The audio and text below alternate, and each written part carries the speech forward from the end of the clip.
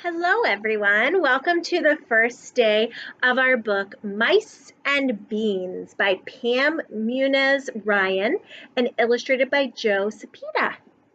Now, we read this book earlier in the year, but we focused on some different things. We focused on making predictions, how to confirm those predictions, and how to use clues in the pictures to figure out things that were going on that the words did not tell us. So we worked on that earlier in the year in this book. This week, I want to do it again, but we're going to focus on our characters, setting, beginning, middle, and end, okay? And I have specific things I want you to focus on in the beginning, middle, and end. So today, when we get finished, you're going to work on your two main characters, and you're going to write a sentence telling me something about the two main characters. So not just drawing a picture and writing their names, but telling me a sentence, something about them, okay? Let's enjoy Mice and Beans. Rosa Maria lived in a tiny house with a tiny yard, but she had a big heart, a big family, and more than anything, she loved to cook big meals for them. In 1 week, her youngest grandchild, little Catalina, would be 7 years old, and the whole family would squeeze into her casita for the party.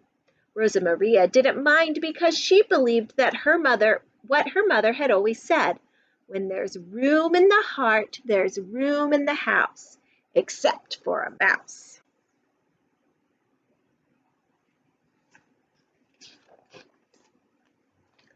Sunday, Rosa Maria planned the menu. Enchiladas, rice and beans. No dinner was complete without rice and beans. Birthday cake, lemonade, and a piñata filled with candy. She ordered the birthday present, something little Catalina had wanted for a long time. Satisfied with the plans, she wiped down the table so she wouldn't get mice, and took out a mouse trap just in case. She was sure she had set one the night before, but now she couldn't find it. Maybe she'd forgotten. When it was set and ready to snap, she turned off the light and went to bed.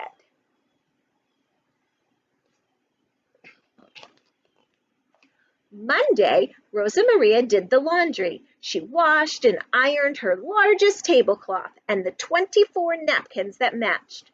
But when she was finished, she only counted 23. No importa, she said, it doesn't matter. So what if someone has a napkin that doesn't match? The important thing is that we'll all be together. After dinner, she swept the floor and checked the mousetrap. But it was missing. Did I set one last night, she wondered. She hurried to the cupboard to fetch another, and when it was set and ready to snap, she turned off the light and went to bed.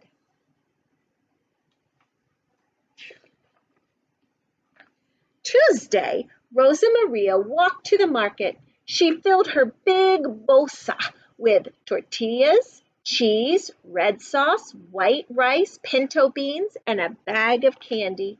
She bought a piñata, and on her way home, she stopped at the pasteleria and ordered the cake. Sorry, my Spanish-speaking friends. I don't know how to speak Spanish.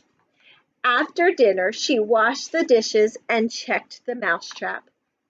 But it had vanished. Que boba soy! Silly me, I must have forgotten again. She hurried to the cupboard to fetch another, and when it was set and ready to snap, she turned off the light and went to bed.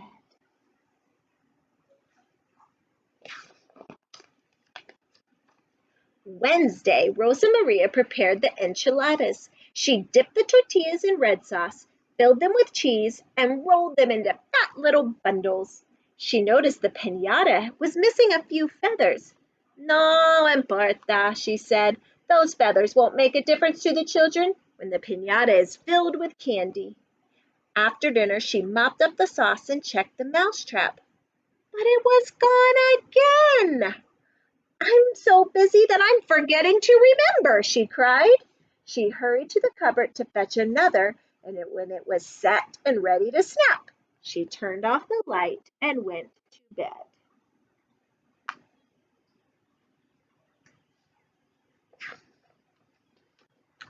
Thursday, Rosa Maria simmered the beans. She searched for her favorite wooden spoon, the one she always used to cook frijoles, but she couldn't find it.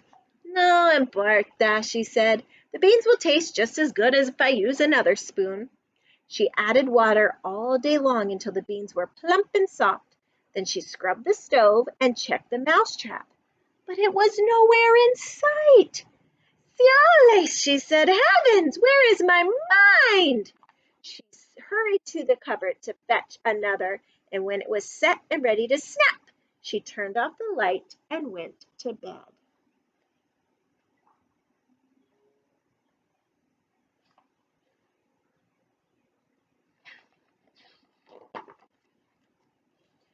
Friday, Rosa Maria picked up the cake and 7 candles, but she hadn't been able to find her big bolsa before she left. No importa, she said. I'll carry the cake in one hand and the candles in the other. Tomorrow was the big day. Rosa Maria knew she mustn't forget anything, so she carefully went over the list one last time. After dinner, she wrapped the cake and checked the mousetrap. She couldn't believe her eyes. No mousetrap! Thank goodness I've got plenty. She hurried to the cupboard to fetch another, and when it was set and ready to snap, she turned off the light and went to bed.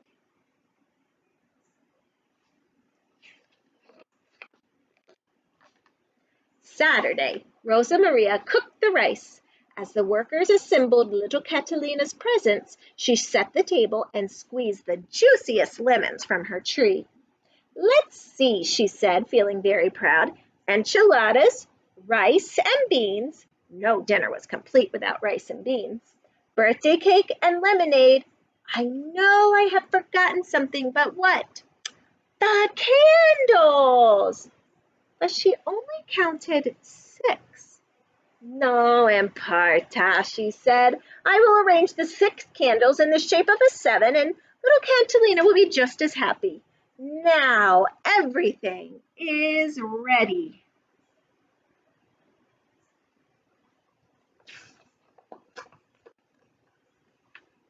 But was everything ready?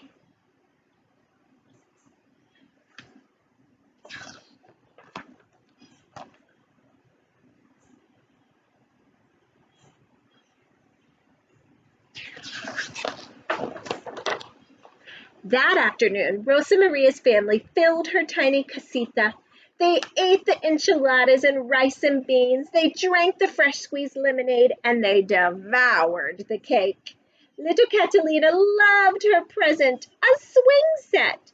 And after every cousin had a turn, they chanted, La piñata, la piñata. They ran to the walnut tree and threw a rope over a high branch.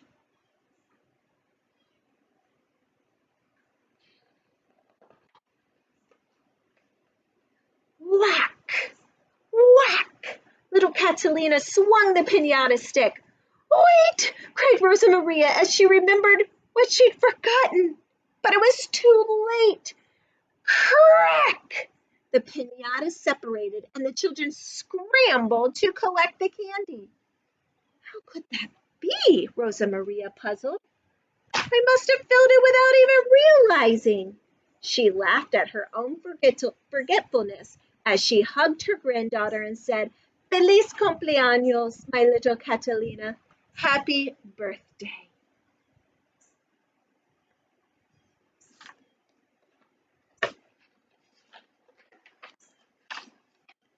After everyone had gone, Rosa Maria tidied her kitchen and thought contentedly about the fiesta. She pictured the happy look on little Catalina's face when the candy spilled from the piñata, but Rosa Maria still couldn't remember when she had filled it. No importa, she said. It was a wonderful day.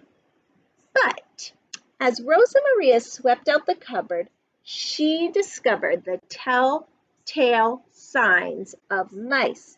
Ratones! She cried. She inched to the floor, and when she did, something caught her eye.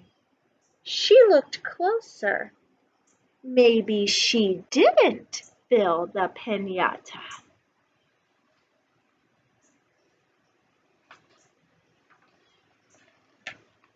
Was it possible? She asked, shaking her head. Could I have had help? Rosa Maria looked at the leftovers. Too much for one person. And what was it her mother had always said? When there's room in the heart, there's room in the house, even for a mouse. Imagine that, she said. I remembered the words wrong all these years. Besides, how many could there be? 2, 4? No importa, she said. It doesn't matter if a few helpful mice live here too. Then she turned off the light and went to bed. And never set another mousetrap again.